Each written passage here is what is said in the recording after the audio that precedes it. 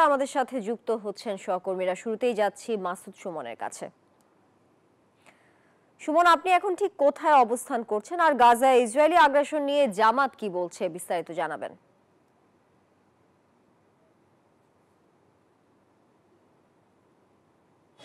ধন্যবাদ আপনাকে। আমি এই মুহূর্তে রয়েছি ঠিক মগবাজার রেলগেটের এই পাশে, এফডিসির যে মূর্তি রয়েছে তার মাঝখানে। আপনারা জানিয়ে রাখি যে আজ কিন্তু ঢাকা মহানগর উত্তরের বাংলাদেশ জামায়াতে ইসলামের মহানগর উত্তরের শাখার কিন্তু একটি প্রতিবাদ কর্মসূচি ছিল। আমি যদি আপনাদের দেখাই, এখনও কিন্তু এখানে হাজার হাজার মানুষ কিন্তু অবস্থান করছেন।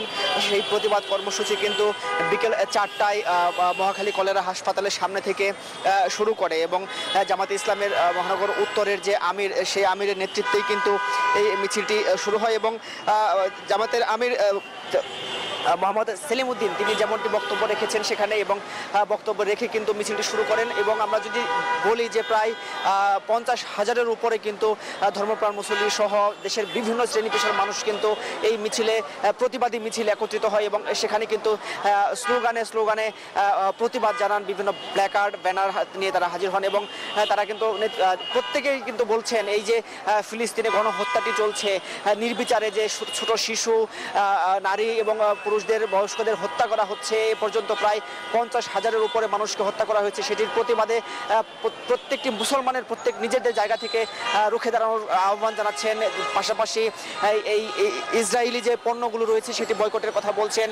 তারা বলছেন যে বিশ্ব যে মুসলিম নেতাগুলো রয়েছে, মুসলিম সংগঠনগুলো রয়েছে, ওয়াইসি সহ সেসব সংগঠনকে একত্রিত হয়ে এই ফিলিস্তিনের সাধারণ মানুষের রক্ষার্থে কিন্তু এগিয়ে আসার আহ্বান জানাচ্ছেন। বলছেন যে এই 200 কোটি মুসলমান একত্রিত হলে কিন্তু এই ফিলিস্তিনে এই মুসলমানদের উপর হামলাটি চালানো সম্ভব হতো না। সেই জায়গা থেকে প্রত্যেকটি মুসলমানকে তাদের নিজের জায়গা থেকে প্রতিবাদ জানানোর আহ্বান জানাচ্ছেন এবং বাংলাদেশের 18 কোটি মানুষকে দোয়া করতে বলছেন, ফিলিস্তিনিদের পাশে থাকতে বলছেন যদি যতটুকু সহযোগিতা করা যায়।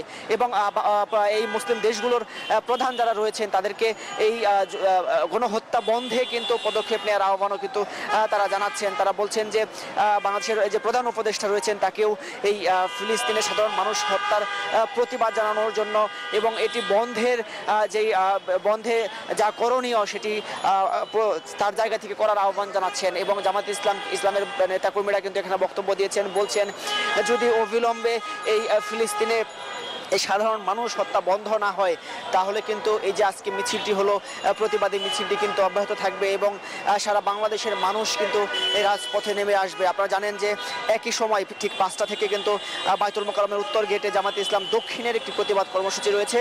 আমরা যেমনটি দেখেছি যে এই প্রতিবাদ মিছিলে কিন্তু মিছিলের শেষ প্রান্তটি যখন মহাখালী বাস টার্মিনাল শেষ করছিল, সামনের প্রান্তটি কিন্তু একদম ঠিক তেজগাঁ যে পলিটেকনিক ইনস্টিটিউট রয়েছে সে পর্যন্ত এসেছিল। বলা যায় যে মানুষের ঢল নেমেছিল এই প্রতিবাদ কর্মসূচিতে। আমাদের এই মুহূর্তে কিন্তু ঠিক 20 মিনিট আগে এই প্রতিবাদ কর্মসূচিটি শেষ হয়েছে। তারপরেও আপনারা দেখছেন যে এখানে কিন্তু এখনো হাজার হাজার মানুষ অপেক্ষা করছেন। আমাদের আরেক সহকর্মী রয়েছেন ঢাকা বিশ্ববিদ্যালয় এলাকায়, মাঝহার। আপনি জানাবেন ঠিক সেখানকার চিত্রটি কেমন?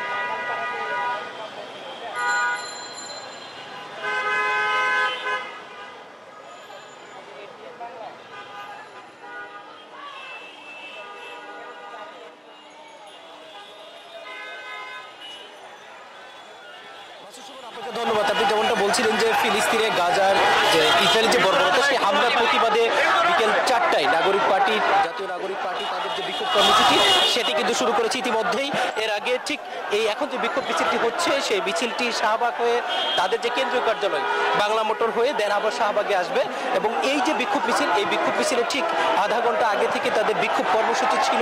সেখানে কেন্দ্রীয় নেতারা বক্তব্য রেখেছেন জাতীয় নাগরিক পার্টির সদস্য সচিব আক্তার হোসেন সহ অন্যান্য নেতারা। সেখানে কিন্তু একটি কথাই বারবার উঠে এসেছে, সেটি হচ্ছে এই যে গাজায় ইসরায়েলের যে বর্বর হামলা, সেই হামলা বন্ধ করতে হবে এবং এই হামলার পেছনে ইসরায়েলকে যারা রসদ যোগাচ্ছে, যারা সরঞ্জাম যোগাচ্ছে তাদের বিরুদ্ধেও ব্যবস্থা নেওয়ার জন্য জাতিসংঘের প্রতি আহ্বান জানিয়েছেন। আপনি জানেন যে গাজায় যে ইসরায়েলের বর্বর হামলা চলছে, সেই হামলার প্রধান পৃষ্ঠপোষক যুক্তরাষ্ট্র সহ পশ্চিমা অনেক দেশ।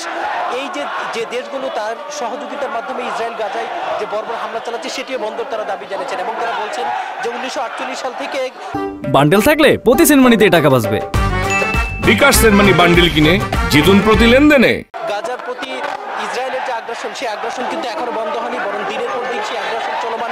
সেই আগ্রাসন অবিলম্বে বন্ধ করতে হবে এবং একই সাথে গাজায় যে গণহত্যা চলছে 2023 সালের 7 অক্টোবর থেকে, সেই গণহত্যা বন্ধের জন্য কিন্তু তারা দাবি জানিয়েছেন এবং যারা তাদেরকে সহযোগিতা করছে তাদের কাছে মানবিক প্রশ্ন রেখেছেন যে যারা হচ্ছে মানবতার কথা শোনায় তাদের সহযোগিতা ইসরায়েল গাজায় গণহত্যা চালাচ্ছে তার বিরুদ্ধে তারা ব্যবস্থা না নেয়, বরং তাদের পক্ষে তারা কথা বলছেন।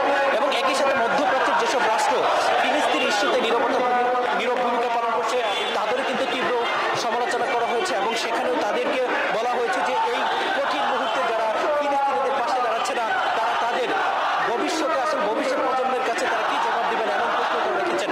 আমি যদি আক্তার হোসেনকে একটু কোট করি, সেখানে একই সাথে তিনি গাজা ফিলিস্তিন যেভাবে গণহত্যা চালাচ্ছে সেজন্য তিনি জাতিসংঘকে অবিলম্বে ব্যবস্থা নেওয়ার আহ্বান জানিয়েছেন এবং একই সাথে আজকের এই মাধ্যমে ভারতে যে ওয়াকফ বিল সেই ওয়াকফ বিলের বিরুদ্ধেও তিনি কথা বলেছেন। অর্থাৎ ওভারঅল আজকে শুধু এই শাহবাগে এনসিপির এই বিক্ষোভ মিছিলটি না, এই বিক্ষোভ মিছিল কিন্তু রাজধানী ঢাকা সহ সারা দেশে ছড়িয়েছে। এবং আপনাকে বলে রাখি সকাল থেকে দেশের বিভিন্ন শিক্ষা প্রতিষ্ঠান সহ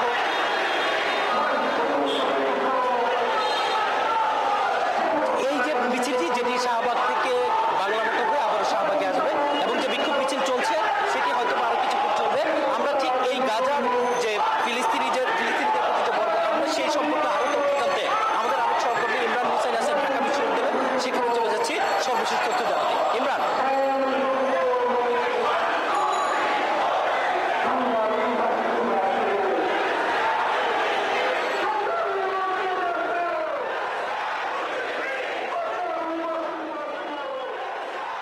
যেমনটি বলছিলেন রাজধানী ঢাকাতেও কিন্তু আপনার বিক্ষোভ কর্মসূচি চলছে। ইসরায়েল যে গণহত্যা চালিয়েছে গাজাবাসীর উপর, সেই গাজাবাসীর সেই প্রেক্ষিতে কিন্তু ঢাকা পিএসসি রাজু ভাস্কর্যের পাদতলে কিন্তু সকাল থেকে কিন্তু বিক্ষোভ কর্মসূচি করছে। এখানে এই বিক্ষোভ কর্মসূচিতে স্বতঃস্ফূর্তভাবে অংশগ্রহণ করেছে সাধারণ মানুষ থেকে শুরু করে শিক্ষার্থীরা, কেউ বাচ্চা নিয়েও এসেছেন, কেউ বাবা মা এসেছেন, বয়স্ক মানুষ এসেছেন। সবাই কিন্তু একটাই দাবি জানাচ্ছেন, ইসরায়েলকে শাস্তি পেতে হবে এবং গাজাবাসীর কিন্তু ভূখণ্ডকে ফিরে দিতে হবে। গাজাবাসীর যে ভূখণ্ড সেই ভূখণ্ড ফিরে দিতে হবে। আমরা এখানে একটু কথা বলতে চাই একজনের সাথে, আসলে উনি সকাল থেকে এখানে আছেন বিক্ষোভ কর্মসূচিতে। আসলে জানতে চাবো এই বিক্ষোভ কর্মসূচি থেকে আসলে আপনাদের মেসেজটা কি থাকবে?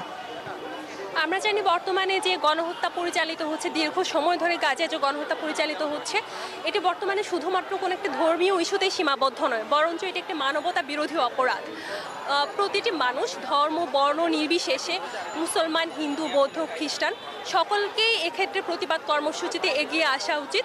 কারণ আমি আবারও বলছি, এটি ধর্মীয় ইস্যুতে সীমাবদ্ধ নয়, বরঞ্চ এটি মানবতার সাথে সম্পর্কিত। এটি স্পষ্টত একটি মানবতা বিরোধী অপরাধ, কিন্তু গোটা বিশ্ব এক্ষেত্রে চুপ।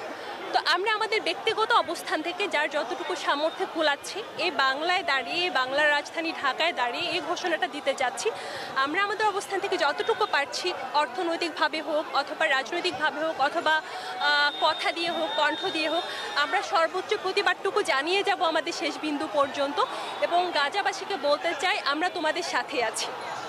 ধন্যবাদ। আসলে যেমনটি বলছিলেন একজন বিক্ষোভকারী, আসলে তিনি গাজার সমর্থনে কিন্তু বিক্ষোভ করছেন। এবং ইমরান, আপনাকে ধন্যবাদ যুক্ত থাকার জন্য।